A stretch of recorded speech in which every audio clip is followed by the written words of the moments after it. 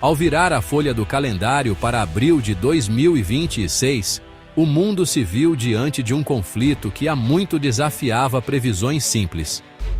A guerra na Ucrânia, uma luta brutal pela sobrevivência nacional, entrava em mais um ano exaustivo. Para muitos observadores, a narrativa havia se tornado uma de atrito, uma contagem sombria de ganhos e perdas territoriais medidos em metros. A Ucrânia enfrentava desafios imensos, com sua infraestrutura energética em colapso e milhões de seus cidadãos deslocados. As forças russas continuavam a ocupar quase um quinto de seu território soberano, um lembrete constante e doloroso da brutal realidade da invasão. A vasta escala da máquina militar russa parecia intransponível, um gigante projetando uma longa sombra sobre o continente europeu. No entanto, sob essa superfície de adversidade, uma história diferente se desenrolava. Era uma história de resiliência incrível, de um povo que se recusava a ser quebrado. Apesar de suportar perdas inimagináveis e enfrentar um inimigo com recursos vastamente superiores, o espírito ucraniano permaneceu inabalável. Esta não era uma nação apenas resistindo. Era uma nação se adaptando, inovando e lutando com uma coragem que continuava a cativar a imaginação do mundo. Eles transformaram sua defesa em uma força dinâmica e imprevisível, provando repetidamente que a vontade de um povo livre é uma arma poderosa por si só. A luta estava longe de terminar. Esse espírito de desafio não era encontrado apenas nas trincheiras ou nos discursos de seus líderes. Estava sendo forjado em oficinas e laboratórios escondidos por todo o país. Engenheiros, programadores e soldados trabalhavam em uníssono, desenvolvendo novas maneiras de desafiar o agressor. Eles estavam reescrevendo as regras da guerra moderna, não por um desejo de conflito, mas por uma necessidade desesperada de proteger sua pátria. Sua engenhosidade nasceu no crisol da guerra, transformando tecnologia cotidiana em instrumentos de importância estratégica. Essa inovação estava prestes a se manifestar de uma forma que chocaria o Kremlin e forçaria o mundo a reavaliar mais uma vez as capacidades da Ucrânia. A história de março de 2026 é um testamento a essa resolução inabalável. É a história de como a Ucrânia, contra todas as probabilidades, decidiu levar a luta diretamente ao coração econômico de seu adversário. Demonstra que, mesmo quando levada ao limite, a capacidade de uma nação de surpreender nunca deve ser subestimada. Não foi apenas mais uma série de batalhas, foi uma declaração audaciosa. A Ucrânia não estava apenas defendendo suas fronteiras, estava buscando ativamente mudar o próprio cálculo da guerra, provando que, mesmo nos tempos mais sombrios, a esperança e a engenhosidade podem abrir um caminho a seguir. Conforme março de 2026 chegava ao fim, um capítulo novo e surpreendente da guerra começou a se desenrolar. Por anos, o conflito esteve em grande parte confinado ao território ucraniano, uma luta defensiva contra uma força invasora. Mas a Ucrânia preparava uma surpresa que mudaria o cenário psicológico e econômico da guerra. Era um plano nascido da necessidade, projetado para infligir dor significativa à máquina de guerra russa, visando seu ativo mais vital, sua receita de petróleo. O mundo estava prestes a testemunhar uma escalada dramática nas capacidades de longo alcance da Ucrânia, desafiando a própria noção de uma retaguarda russa segura. O Kremlin operava há muito tempo sob a suposição de que sua infraestrutura econômica central, profundamente dentro de seu próprio território, estava além do alcance da Ucrânia. Essa suposição foi estraçalhada nos últimos dias do mês. Em uma série de operações precisamente coordenadas e audaciosas, drones ucranianos de longo alcance viajaram distâncias imensas, contornando camadas de defesas aéreas russas que se pensava serem impenetráveis. Estes não foram atos aleatórios de desafio, foram ataques estratégicos visando paralisar o motor econômico que financiava a invasão. Os alvos não eram bases militares ou concentrações de tropas, mas os extensos terminais de petróleo e gás do Mar Báltico. A mensagem era clara e inequívoca. Nenhuma parte da Rússia que contribuísse para o esforço de guerra estava realmente segura. O primeiro grande golpe ocorreu em 23 de março de 2026. Drones lançados do território ucraniano voaram quase 1.000 quilômetros para atacar o porto de Primorsk, um centro crítico para as exportações de petróleo russas, localizado na região de Leningrado. Esta foi uma distância que muitos analistas militares consideravam anteriormente impossível para drones ucranianos cobrir com qualquer grau de precisão ou eficácia. O ataque demonstrou um salto impressionante em capacidade tecnológica e planejamento operacional. Provou que a Ucrânia agora possuía a capacidade de projetar poder profundamente no coração da Rússia, um desenvolvimento que causou ondas de choque na liderança política e militar de Moscou. Apenas 2 dias depois, em 25 de março, a Ucrânia atacou novamente. Desta vez, o alvo foi o porto próximo de Ust-Luga, outro pilar da infraestrutura de exportação de energia da Rússia. Os ataques consecutivos não foram uma coincidência, eles foram uma campanha calculada. Ao atingir esses 2 portos-chave em rápida sucessão, a Ucrânia estava sistematicamente desmantelando a capacidade da Rússia de exportar petróleo de seu flanco ocidental. Isso foi mais do que uma operação militar. Foi um ato de guerra econômica, projetado para sufocar o fluxo de petrodólares que o Kremlin precisava desesperadamente para sustentar sua longa e custosa invasão. Uma nova frente, travada com tecnologia e estratégia econômica, havia sido decisivamente aberta. A noite de 23 de março de 2026 será lembrada como um divisor de águas. Sob o manto da escuridão, um enxame de drones ucranianos embarcou em uma jornada perigosa de quase 1.000 quilômetros. Seu destino era Primorsk, um nome sinônimo da força econômica da Rússia.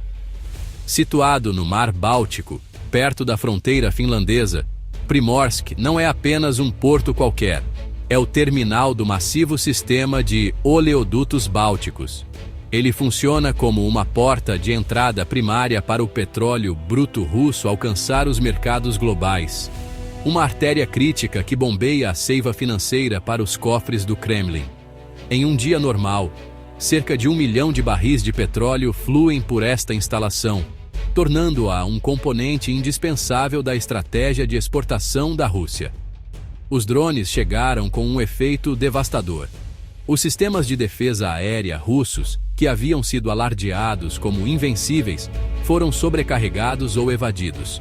Explosões sacudiram a instalação e, em breve, bolas de fogo gigantes iluminaram o céu noturno. O ataque foi preciso, visando os enormes tanques de armazenamento que contêm o petróleo bruto antes de ser carregado nos navios-tanque. Esses tanques, cada um capaz de conter até 50.000 toneladas de petróleo, são o coração das operações do porto. Os incêndios que se seguiram foram colossais, queimando por vários dias e enviando espessas plumas de fumaça preta para a atmosfera. O espetáculo foi um símbolo visível e inegável do sucesso ucraniano. Os relatórios oficiais russos inicialmente tentaram minimizar o incidente, alegando que suas defesas aéreas haviam interceptado com sucesso mais de 60 drones ucranianos. No entanto, a evidência visual de incêndios violentos e infraestrutura danificada contava uma história muito diferente. Imagens de satélite e vídeos compartilhados online confirmaram que pelo menos 8 dos grandes tanques de armazenamento de petróleo sofreram danos significativos. Este foi um golpe direto e doloroso na capacidade da Rússia de conduzir seus negócios de petróleo como de costume. Não se tratava apenas da perda imediata de petróleo armazenado. Tratava-se da interrupção de toda a cadeia logística, uma interrupção que teria consequências econômicas de longo alcance. Para a Rússia, o ataque foi um golpe humilhante. Primorsk não era apenas um centro econômico vital, mas também uma base fundamental para a chamada Frota Sombra do Kremlin. uma coleção de navios-tanque antigos usados para contornar sanções internacionais e entregar petróleo a compradores dispostos. Atingir este porto foi um golpe estratégico de mestre da Ucrânia. Ele danificou simultaneamente a capacidade de exportação da Rússia, expôs a vulnerabilidade de sua infraestrutura crítica e minou seus esforços para contornar a pressão econômica global. A mensagem enviada pelos incêndios em Primorsk foi poderosa. A Ucrânia era capaz de alcançar e tocar as próprias fontes do poder da Rússia. Antes mesmo que a fumaça se dissipasse completamente sobre Primorsk, a Ucrânia desferiu seu próximo golpe impressionante. Em 25 de março de 2026, apenas 48 horas após o primeiro ataque, uma segunda onda de drones de longo alcance atingiu a região de Leningrado. Desta vez, o alvo foi o porto de Ust-Luga, outra joia na coroa do Império Energético Russo. Localizado não muito longe de Primorsk, Ust-Luga é um complexo moderno e gigantesco, responsável pelo processamento e exportação de uma vasta gama de produtos energéticos. A escolha deste alvo demonstrou que o ataque a Primorsk não foi um golpe de sorte, mas o início de uma campanha deliberada e sustentada para paralisar o corredor energético ocidental da Rússia. A escala da instalação de Ust-Luga é imensa. Ela não só lida com petróleo bruto, mas também processa gás natural, produzindo milhões de toneladas de valiosos gás natural liquefeito e gás liquefeito de petróleo para exportação. Todos os dias, cerca de 700 mil barris de petróleo passam por seus terminais, tornando-o o segundo mais importante depois de Primorsk, em termos de importância estratégica. O ataque a Ust-Luga foi um assalto direto à diversidade das exportações de energia da Rússia, visando uma gama mais ampla de produtos e agravando ainda mais a pressão econômica sobre Moscou. Foi um sinal claro de que a Ucrânia tinha um profundo conhecimento das vulnerabilidades econômicas da Rússia. O ataque a Ust-Luga foi, segundo relatos, ainda mais destrutivo do que o de Primorsk. Testemunhas oculares e relatos locais descreveram uma série de pelo menos 10 poderosas explosões que abalaram o complexo. Essas explosões desencadearam enormes incêndios secundários, sugerindo que os drones atingiram com sucesso unidades de processamento ou instalações de armazenamento altamente inflamáveis. A destruição resultante foi significativa, paralisando grande parte das operações do porto. Esta não foi a primeira vez que Ust-Luga foi atingida. Ataques anteriores em 2024 serviram como um aviso. Mas o ataque de março de 2026 foi de um nível diferente de intensidade e sucesso.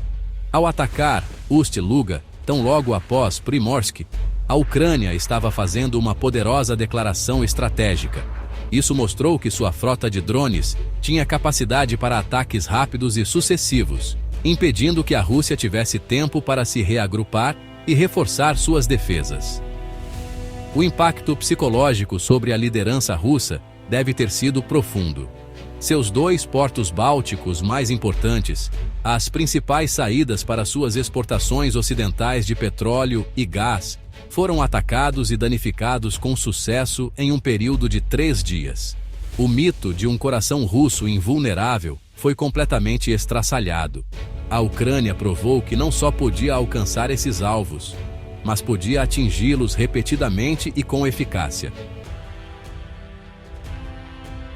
Para entender a real importância dos ataques de março de 2026, é preciso compreender o papel central que os portos de Primorsk e Ust-Luga desempenham na economia russa. Estes não são simplesmente lugares onde navios atracam, são as principais artérias que conectam os vastos campos de petróleo e gás da Rússia ao mercado global. Por décadas, a Rússia construiu seu poder econômico e político na base de suas exportações de energia. A receita gerada pela venda de petróleo e gás financia tudo, desde programas sociais até, o mais importante, as Forças Armadas. Estes dois portos do Báltico são as mais importantes portas de entrada ocidentais para essa receita, tornando-os alvos de imenso valor estratégico. Primorsk, como terminal do sistema de oleodutos do Báltico, é o maior ponto de saída para as exportações de petróleo bruto russo na região. É um porto moderno e altamente eficiente, projetado para um único propósito: carregar grandes quantidades de petróleo em navios-tanque o mais rápido possível. A cada dia que Primorsk opera em plena capacidade, centenas de milhões de dólares fluem para os cofres do Estado russo. Este dinheiro financia diretamente os tanques, mísseis e salários dos soldados que lutam na Ucrânia. Portanto, qualquer interrupção nas operações de Primorsk é um golpe direto na capacidade do Kremlin de travar a guerra. É, em essência, uma forma de cortar o financiamento da invasão em sua origem. Ust-Luga, embora ligeiramente menor em termos de petróleo bruto, é sem dúvida mais complexo e versátil. Sua importância reside em sua capacidade de processar e exportar uma gama mais ampla de produtos energéticos. Além do petróleo bruto, é um importante centro para produtos refinados como diesel e nafta, bem como gás natural liquefeito e gás liquefeito de petróleo. Essa diversificação torna Ust-Luga vital para a estratégia da Rússia de manter seu domínio sobre diferentes segmentos do mercado global de energia. Um ataque a Ust-Luga não apenas interrompe as exportações de petróleo, ele perturba todo um ecossistema de processamento e comércio de energia, criando um choque econômico muito mais amplo. Juntos, Primorsk e Ust-Luga representam uma enorme parcela da capacidade total de exportação marítima da Rússia. São as rotas mais diretas e lucrativas do país para compradores europeus e outros compradores internacionais. Ao visar esses dois locais, a Ucrânia não estava apenas cutucando as bordas da economia russa, estava apunhalando seu coração. O Kremlin havia gasto anos e bilhões de rublos desenvolvendo essa infraestrutura para projetar seu poder e influência. Em apenas alguns dias, os drones ucranianos expuseram essa poderosa arma econômica como uma vulnerabilidade crítica. Os ataques demonstraram um entendimento sofisticado de que a guerra seria vencida ou perdida não apenas no campo de batalha, mas nos balanços do Estado russo. O impacto imediato dos ataques a Primorsk e Ust-Luga foi caótico, mas as consequências econômicas a longo prazo foram calculadas e severas. Os incêndios foram finalmente extintos, mas o dano à capacidade de exportação da Rússia já estava feito. Até o final de março de 2026, estimava-se que impressionantes 40% da capacidade total de exportação de petróleo da Rússia haviam sido desativados. O fluxo de petróleo através dos dois portos bálticos danificados diminuiu para um fio, caindo para cerca de 1/3 de seus níveis normais. Isso não foi um pequeno inconveniente, foi uma interrupção catastrófica para a principal fonte de renda do país. O custo financeiro para o Kremlin foi imediato e maciço. Analistas rapidamente calcularam que a paralisação das exportações estava custando à Rússia mais de $1 bilhão em receita perdida apenas até o final de março. Este é um dinheiro que já estava orçado para o esforço de guerra, para gastos domésticos e para manter a estabilidade da economia russa sob o peso das sanções internacionais.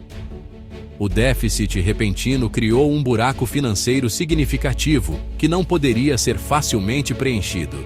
Para um país já lutando para financiar uma guerra prolongada e cara, essa perda de renda foi um golpe devastador, forçando escolhas difíceis entre financiar os militares e apoiar a população doméstica. O impacto se estendeu para além dos portos bálticos. Com Primorsk e Ust-Luga severamente prejudicados, a pressão aumentou sobre os outros terminais de exportação da Rússia, como o porto de Novorossiysk, no Mar Negro.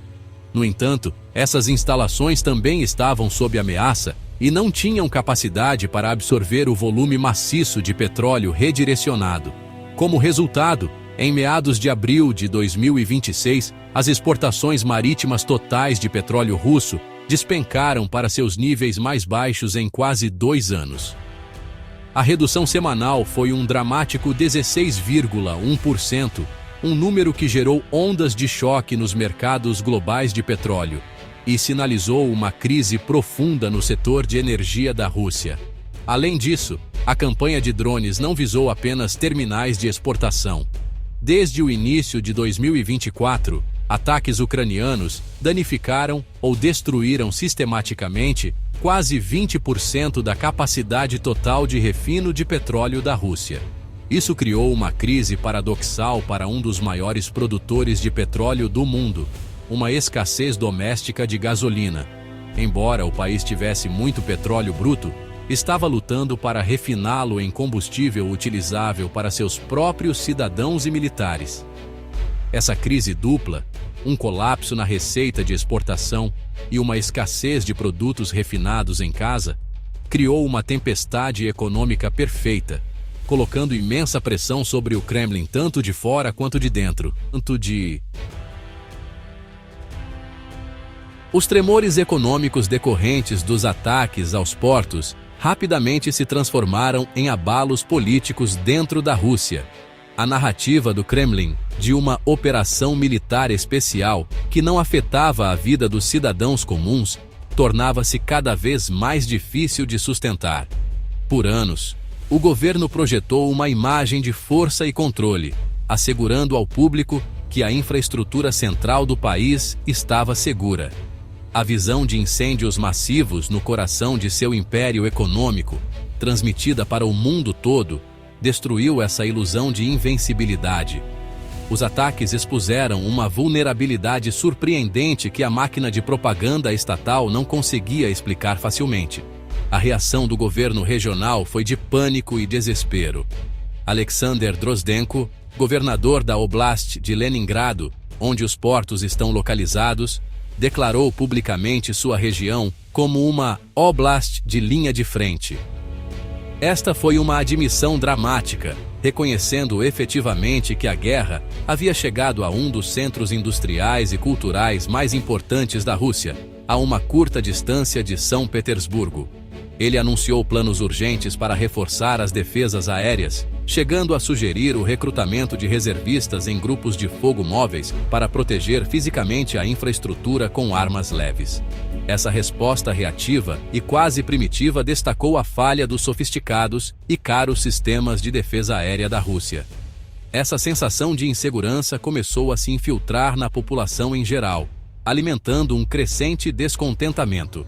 Por 6 semanas consecutivas após os ataques, o índice de aprovação oficial do presidente Putin registrou um declínio constante, caindo para 66,7% em meados de abril.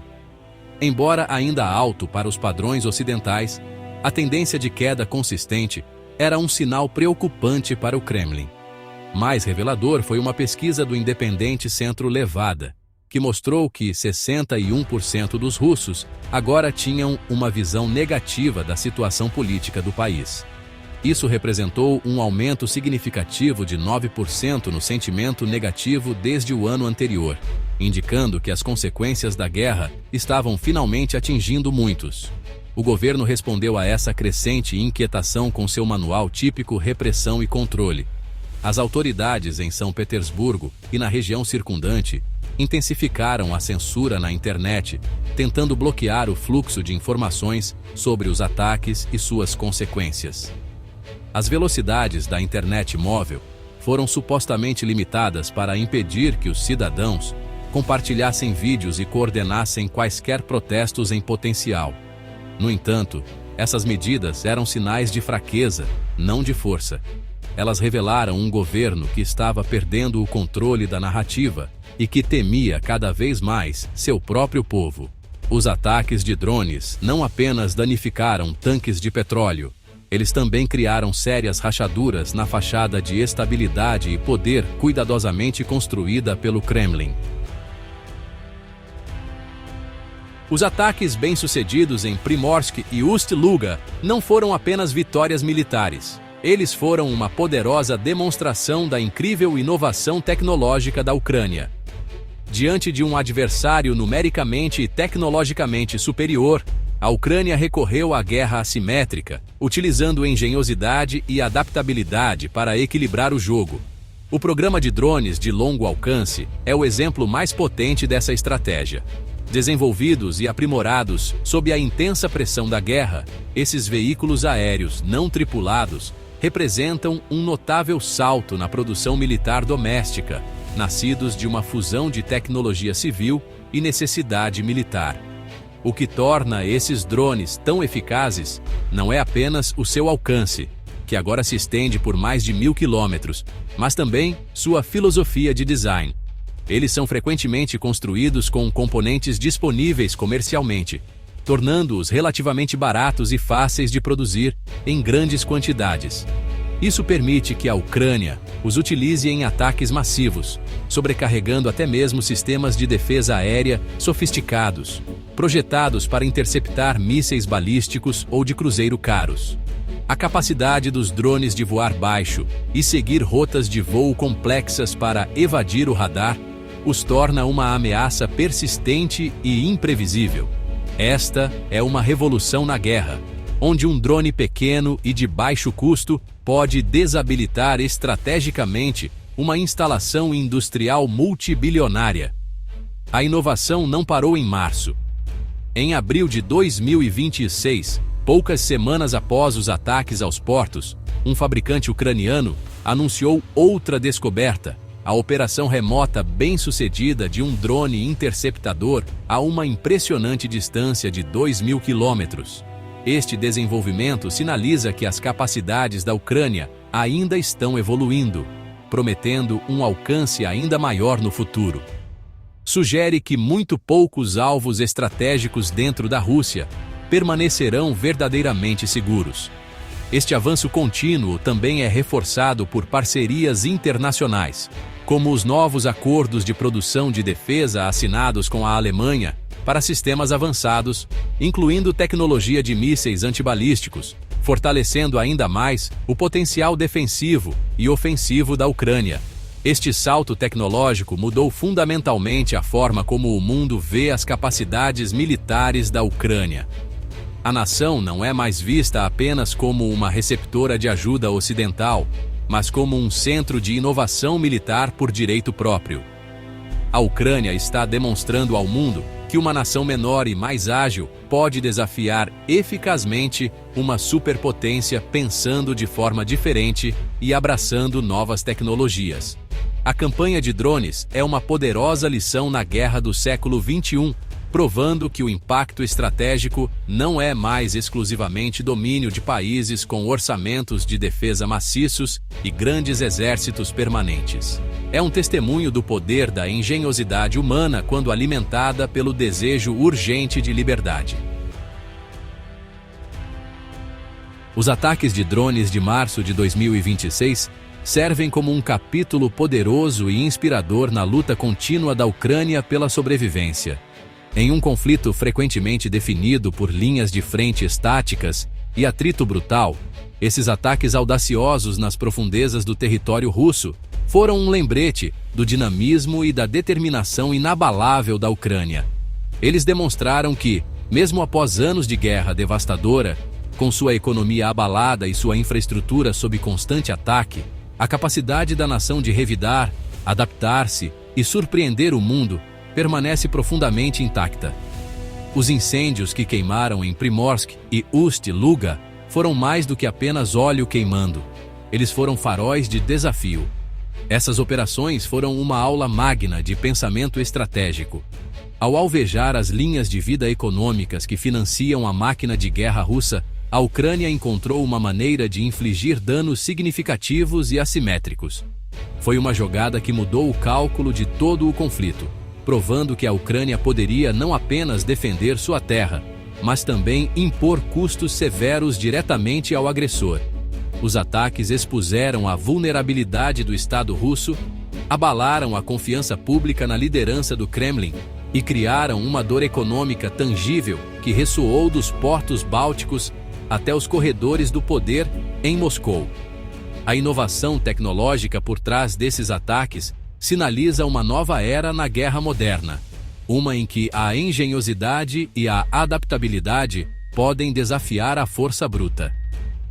A Ucrânia transformou-se em um laboratório de tecnologia de defesa, desenvolvendo sistemas econômicos e altamente capazes por pura necessidade. Esse espírito de invenção, juntamente com a vontade inquebrável de seu povo, permitiu que a Ucrânia desafiasse consistentemente as expectativas. O mundo tem observado como a Ucrânia não apenas manteve sua posição, mas também tomou a iniciativa, reescrevendo o manual sobre como uma nação defende sua soberania contra um inimigo maior. À medida que a guerra continua, o caminho à frente para a Ucrânia permanece repleto de imensa dificuldade.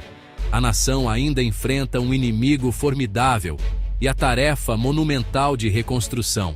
No entanto, a história dos ataques de drones de março de 2026 é um testemunho de uma verdade duradoura. O espírito de um povo livre é um recurso que não pode ser facilmente esgotado. É uma fonte de resiliência, criatividade e coragem que continua a alimentar a luta. A luta da Ucrânia é um lembrete poderoso de que, mesmo diante de probabilidades esmagadoras, a vontade de resistir e a engenhosidade de inovar podem forjar um caminho para a vitória, surpreendendo o mundo repetidamente.